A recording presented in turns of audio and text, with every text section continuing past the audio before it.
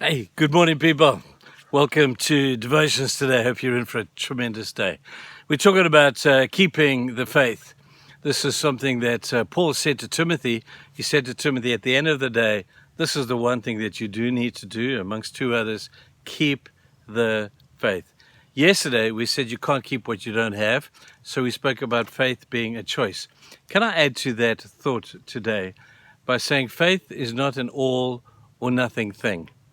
Faith is, in fact, I believe, an all or something thing.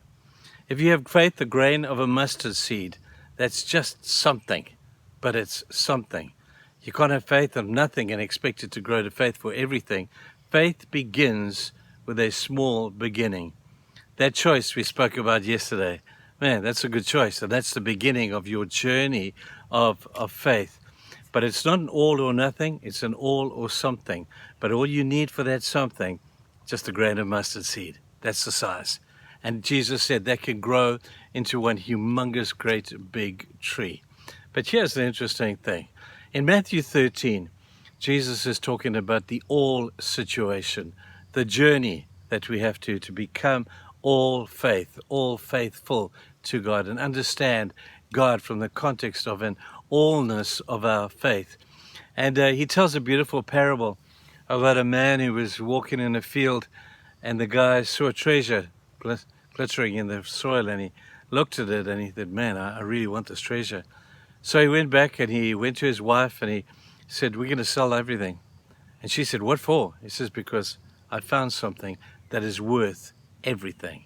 And so he goes home and he sells everything in order to have that treasure in the field. Once it's sold, he goes back, he bargains the deal.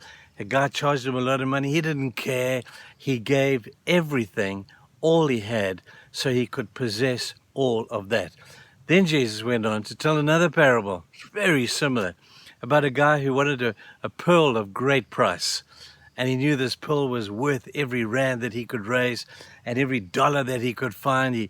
He went out and he sold everything so he could have that pearl. Now, listen, people, God, as I said yesterday, is not going to share you with anybody. He's terribly possessive. God will not share you with some other God, some other idol. God will not share you with the God of materialism. God will not share you with the God of pride and prejudice and all those other things. He's not going to share you.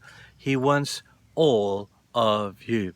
But here's the guarantee, that when you strive for God with all of your heart, when every sacrifice that needs to be made in order to get what God wants to give you is given, that's when you arrive at this greater extent of allness.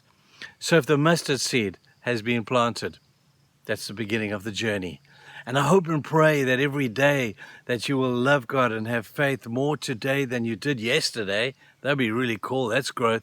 But not nearly as much faith as you will have tomorrow in a God who will never let you down. A God who every time you experience him, every time he comes through for you, even if he doesn't come through for you, that's okay. Your faith can still grow. Even when God doesn't answer your prayers and give you what you think you need, you can still know the allness of growth through good and bad alike. So I hope that little grain of mustard seed, maybe yours has blossomed, maybe yours has grown, or at least germinated. And in this journey to become allness, we have to get rid of everything else, every other temptation to lean upon, every other temptation to trust, to have faith in something else. God's not going to share that. He wants all of you. Now, as I said, this is not meant to lay guilt on anybody. It's a journey that we're on. And as we journey day by day by day through the experiences of life, through the challenges of the day, through the joys of life as well, never lose your faith in joy. Never lose your faith when everything is going right. There's a great temptation too. But as you journey through life, distinctly saying, today I'm going to trust God more than I did yesterday, but not as much as I am tomorrow. That's the journey. Wake up the next day, do the same thing. Wake up the next day and do the same thing. And then in 6 months' time, look back and see what God has done, how that tree has grown, and our fruit is about to be born. It's awesome, people. I hope you find that to be the truth.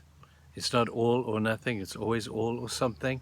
Now you've got something, let's destine towards all. Have a great day. See you tomorrow. Bye-bye.